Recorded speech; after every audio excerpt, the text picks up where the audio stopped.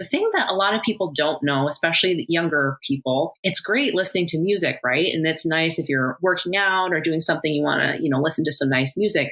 But unfortunately, the FDA does not control how loud that gets. So you can easily bring it to a level that can cause damage. So a couple things you can do to prevent that from happening. If you have an iPhone, there is a way in the settings where you can go in and limit the maximum output. I do this myself because I'm guilty of it as well. If I like a song, I want to turn it up. So I go in and I limit it. So even if I turn it all the way up, I'm not going to do any damage. The other way, a good rule of thumb to check if something is too loud, if you're listening with your headphones and there's somebody about an arm's length from you and they're talking to you, you should still be able to hear their voice over whatever it is you're listening to. If you can't hear their voice, it's too loud. I took a quick look in Australia at the numbers, and it's estimated 1 in 7 has some degree of hearing loss. So that's quite a few. And by 2050, the World Health Organization is projecting about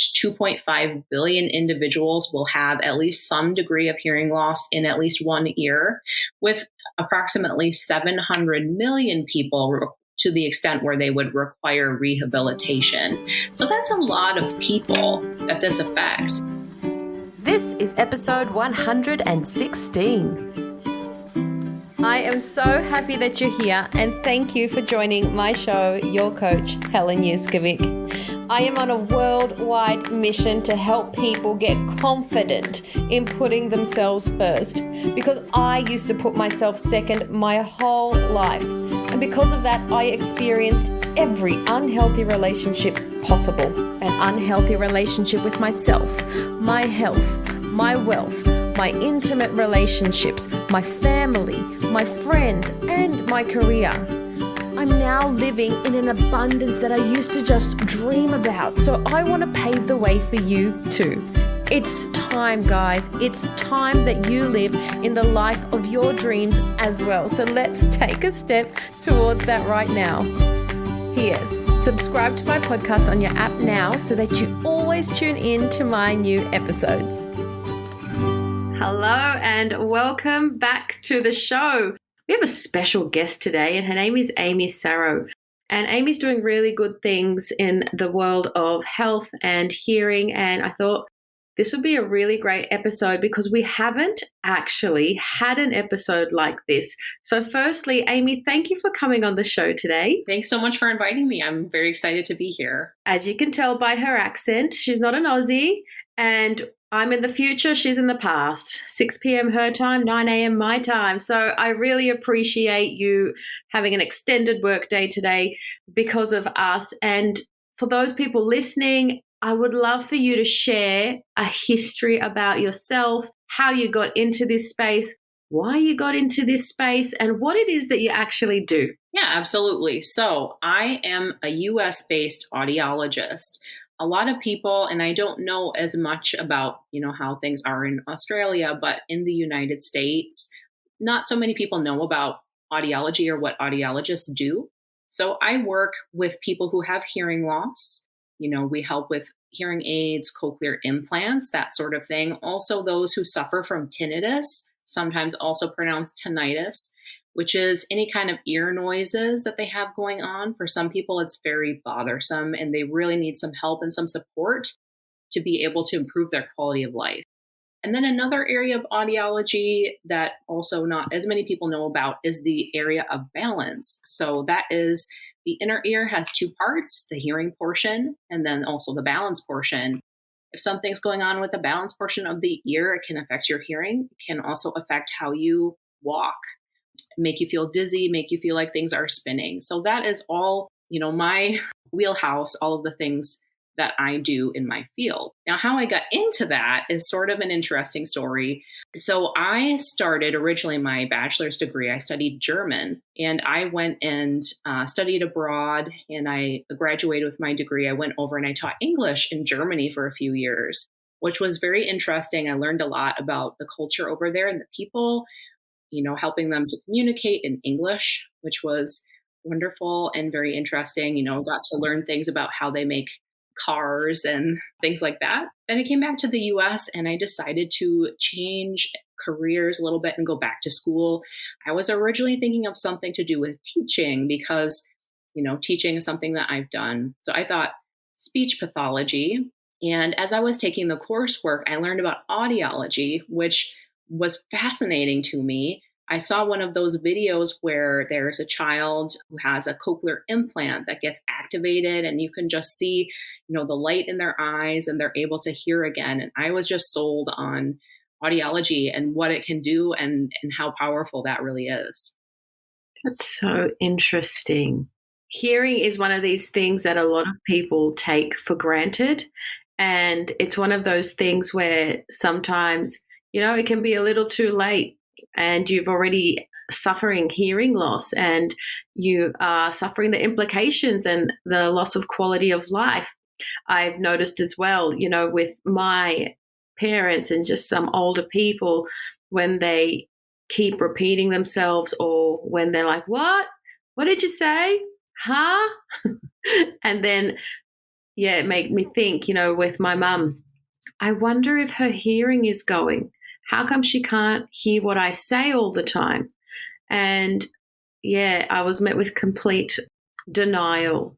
And I was like, oh, there must be a gentler way to approach this because it must be quite confronting for some people to hear that they have hearing loss because for some reason, I don't know, they might feel inadequate or like something is wrong with them. But I would love for you to share some interesting statistics or facts about hearing that probably most people don't even know. Yeah. So actually, there's been some really interesting work recently from the NIH about the financial implications of hearing loss. They're showing their data that someone with untreated hearing loss who goes to, medical appointments, goes to the doctor over a 10-year period will spend $22,000 more in healthcare costs than someone who does not have hearing loss or receives treatment for it. So that is a very large statistic. And obviously I'm talking in US dollars and we're, talking about a different healthcare system, but it gives you an idea of the real impact that can have in somebody's life. And by 2050, the World Health Organization is projecting about 2.5 billion individuals will have at least some degree of hearing loss in at least 1 ear, with approximately 700 million people to the extent where they would require rehabilitation. So that's a lot of people that this affects, and it affects people in your life. I took a quick look in Australia at the numbers, and it's estimated 1 in 7 has some degree of hearing loss. So that's quite a few. And you mentioned, some of your family members, have perhaps some hearing loss. We know that hearing is so important for how you interact in the world. So as an example, financial choices or things can be impacted by that. And if you were able to pick up the information, you're able to remember it better. You also have a lower doctor's bill. There's just so many ways that it affects people that I'm not sure that everyone's aware of those kinds of things. Yeah. Definitely.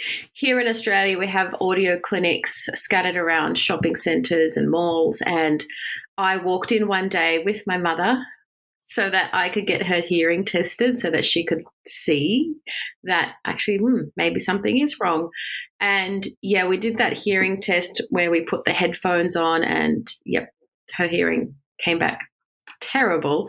And it was really interesting. There was one of these tests that I got to learn a lot about where they took her into the room to test her hearing and they faced away and they were speaking and to see if she could hear. And then they faced towards her to see if she could hear. And I'm like, what just happened? And they said lip reading. And I was like, oh my gosh, I never even realized how watching someone's lips move can impact how much we hear. It blew my mind. Definitely. So we're seeing that had an enormous impact through the pandemic. So during my time working in the clinic over, the time since people have been wearing masks, which is still now actually in a lot of medical settings, people they would come in feeling really just overwhelmed, isolated, not aware to the extent, like you were saying, about, how much lip reading they're doing, how much they rely on that. And even for people with normal hearing, so I myself have normal hearing, but during the pandemic, if I would be in a situation where I'm in the grocery store, I'm going to go buy something, there's a plexiglass wall, there's a person wearing a mask, I'm wearing a mask. We can't read each other's facial expressions as well, but we also can't read each other's lips. And then that wall will also, diminish the level of sound that's coming at you. So just so many effects of that. And we've seen also just the mental health impact of physical isolation. But then when you take away people's ability to connect with each other, that's huge. Yeah, definitely. So fascinating. I love this topic. We were watching a movie on the weekend, my best friend and I. Matthew McConaughey was in it. Can't remember what it was called. And he had this very deep Southern accent. And I said to her, something is wrong with my hearing. I just can't understand what he's saying. I said, can you put the captions on? And when she put the captions on, I understood everything that he was saying. I said, I don't think it's my hearing. So yeah, it's really interesting to experiment like that with yourself. But Amy, it's time for your first curveball. Are you ready to play? Okay, I'm ready. Amy, what is something interesting or something that lots of the listeners wouldn't know about you? What is something interesting about me? Take your time. Okay, I need to think for a second. So I am an introvert, which I think people who know me, they may know that about my personality, but I think in some of what I do, I'm a contributor. I write on a blog. I interact with the public as well. You can kind of seem like, oh yeah, this person is very, outgoing and this kind of thing, but I'm actually an introvert. I love that. And you mentioned a blog. I'd love to have the link and put it in the show notes for everybody listening. I love reading blogs, and it sounds like you have really interesting ones. You touched on before some of the implications that hearing loss can bring forth to people's life. Can you go through a little bit further? Why is hearing so important to our quality of life, and how can hearing loss start to impact our overall health? And I heard somebody describe introversion recently in a way that I thought, oh, I like that. So they described it as introversion as strength.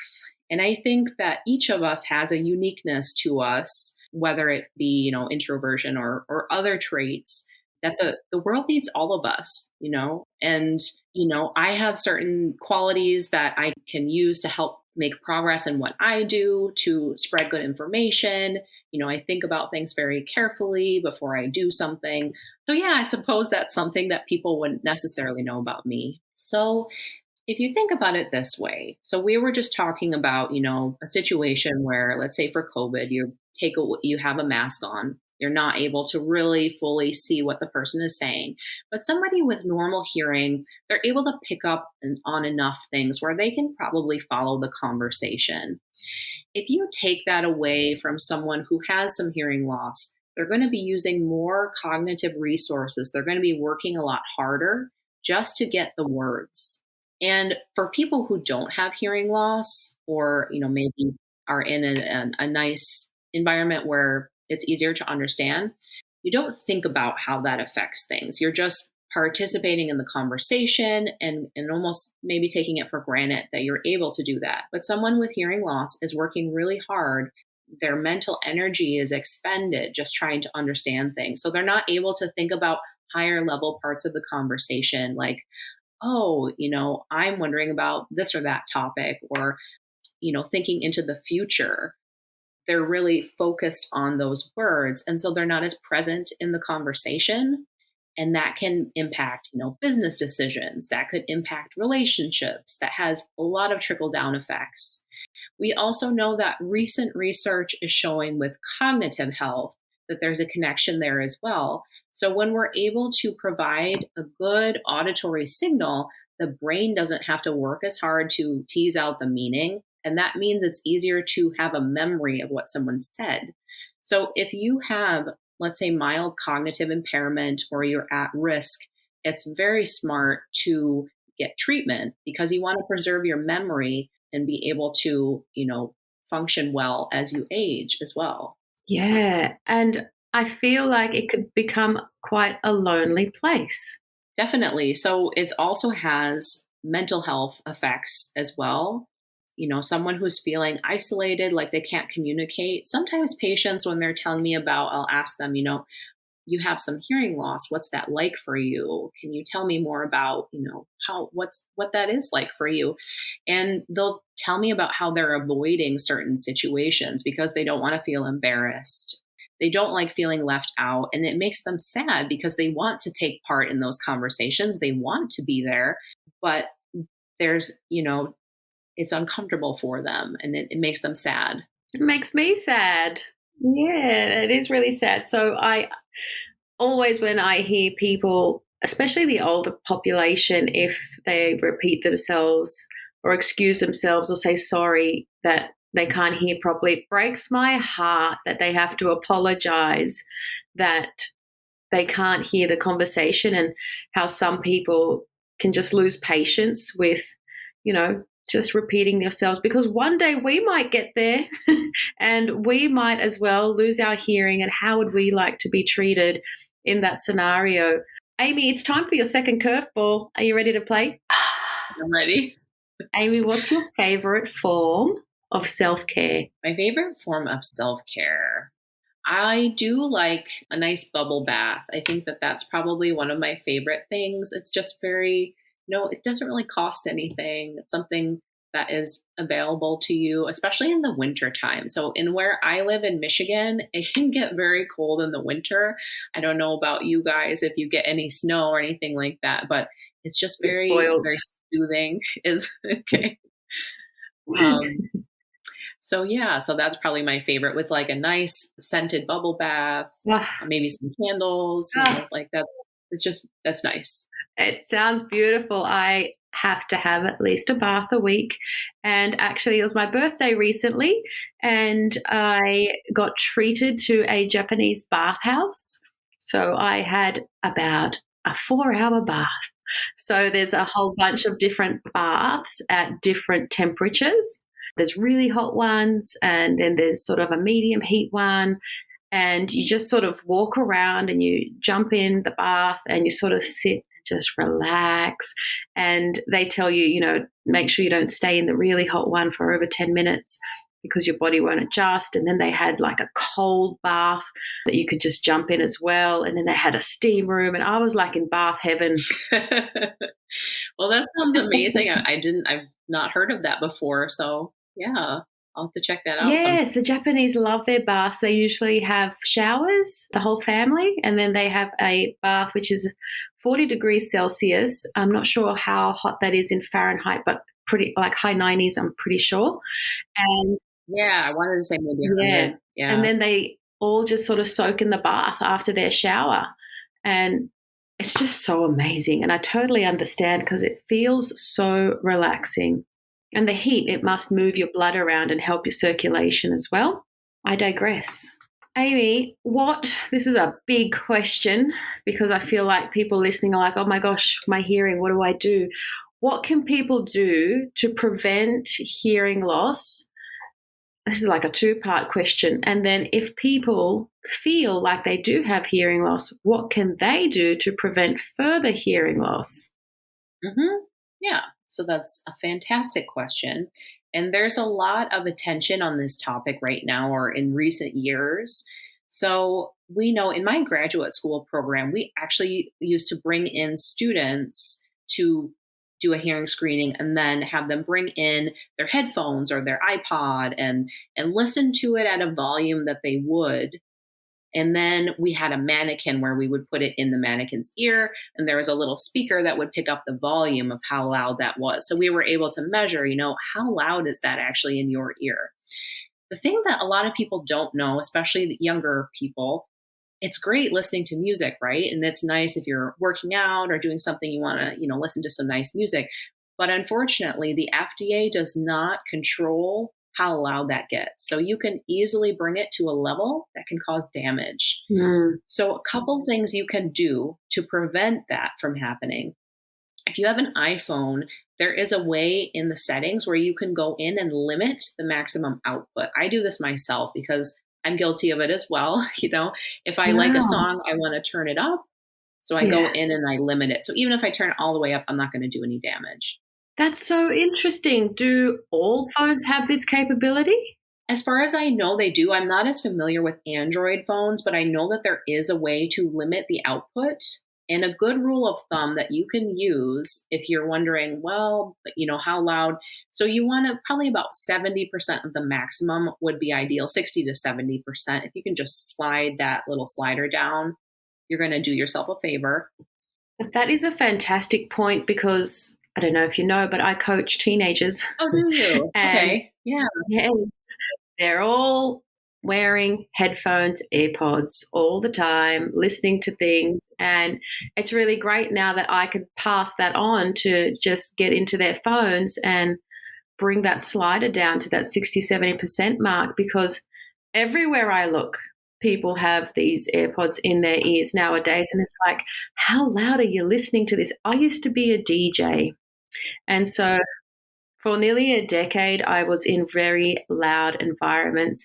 And then I used to be a cleaner and I used to have a vacuum pack, and that was really loud. And my mother's been a cleaner for 20 years, which I think is what's contributed to her hearing loss. And I just think, I would do things so different if I could go back 15 years. Yeah. The other way, a good rule of thumb to check if something is too loud, if you're listening with your headphones and there's somebody about an arm's length from you and they're talking to you, you should still be able to hear their voice over whatever it is you're listening to. If you can't hear their voice, it's too loud. Wow. Okay, that is a very great point. I was with my best friend's daughter yesterday. She had her AirPods in, watching YouTube, cooking pancakes at the same time as teenagers do. And I was right next to her and I was talking to her and she couldn't hear a word I was saying. Yeah, so that's too loud. That's so interesting. Mm-hmm. Wow. Yeah, and these are things that, knowledge is power, because when we know that, we can limit the output and then you can still enjoy your music, you can do whatever, but you're a lot less likely to damage your hearing from that. Because we are seeing that younger people, they're coming in with noise-induced hearing loss a lot of times because of these kinds of things. Okay. The other part of it is also, so environment is part of it. Like with a lot of medical things, that genes also play a role. So some people are born with hearing loss. Some people are more likely to develop it with age, but environment can speed up that process. Also, don't want to go too much on a tangent, but if, for example, if you're on chemotherapy drugs, those can have a synergistic effect with noise, meaning that if you're in noise and taking that kind of medicine, you can actually do damage at an accelerated rate compared with someone who doesn't take that. Wow, there's so much to know. Mm-hmm. Yeah. This is so great. This is so great. I will be putting Amy's links in the show notes, guys. So if you want more information, because I feel like I can pick your brain for hours. And so people that do have hearing loss, I'd love to ask you, how can we approach people, say if they are a family member, in a nice way, to let them know that, hey, maybe you are losing your hearing without them feeling sad, depressed, in denial. Oh my gosh, my life is over now that my hearing is going. How do we start this conversation and what do we do?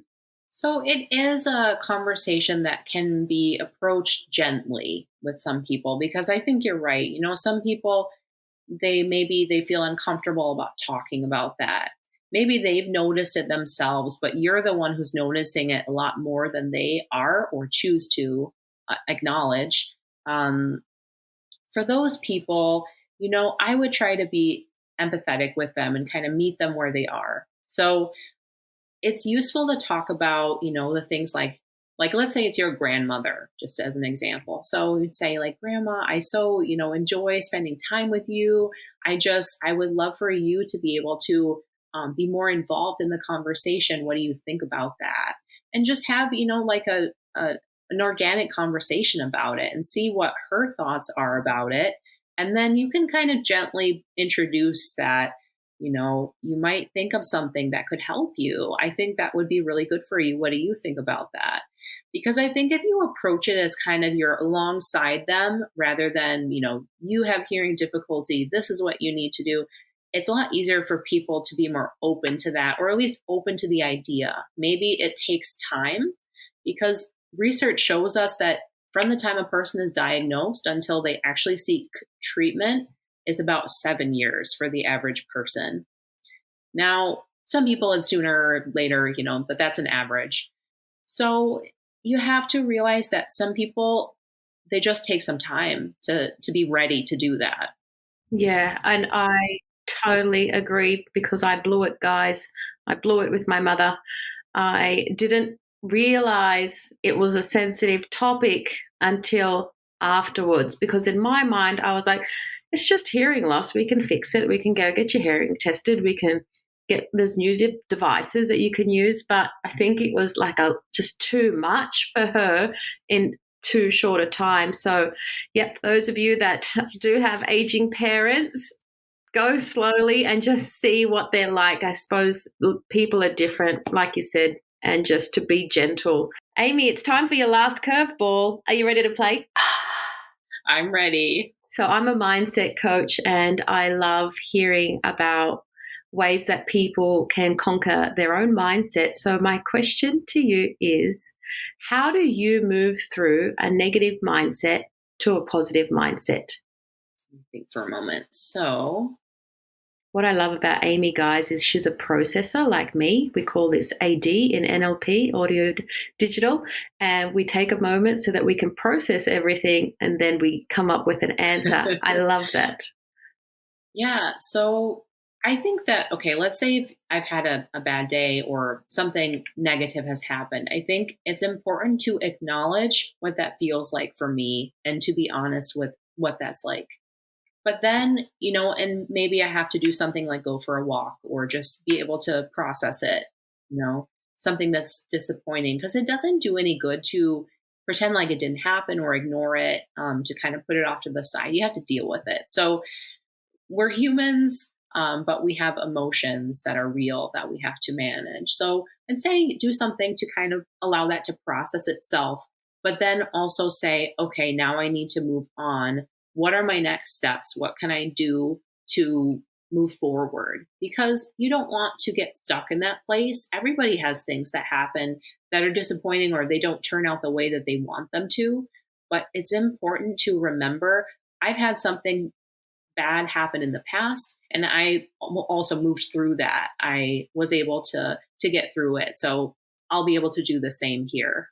I love that. The only way out is through. And I love that you mentioned movement, like a walk, because that really does help us shift out of our state a lot easier than staying curled up maybe, and ruminating through those thoughts again and again and again. Thank you so much for sharing that. Amy, is there anything else that you would love to share or that we didn't touch on about hearing and living your best life that you can pass on to the listeners? Let's see, we've covered a lot. I have a question, if I can interject.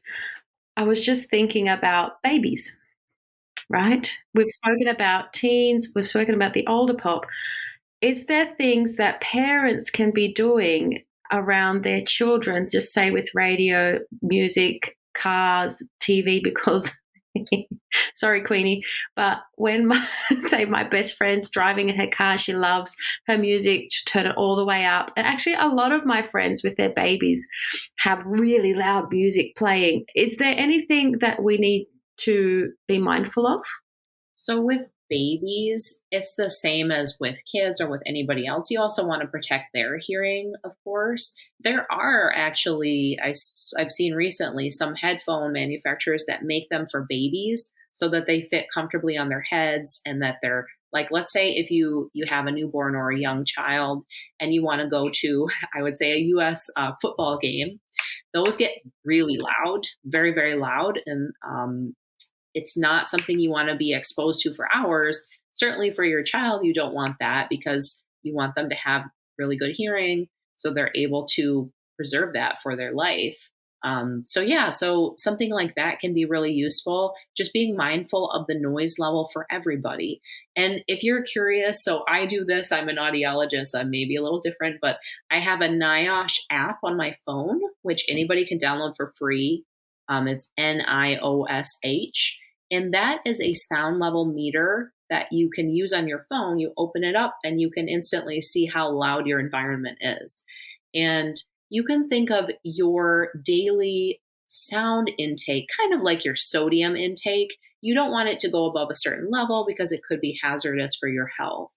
So that level for hearing is 80 decibels, 80 dBA, which you would see on the NIOSH app. So if you're in a setting where it's over that 80 mark, you want to limit it as much as you can and avoid those situations.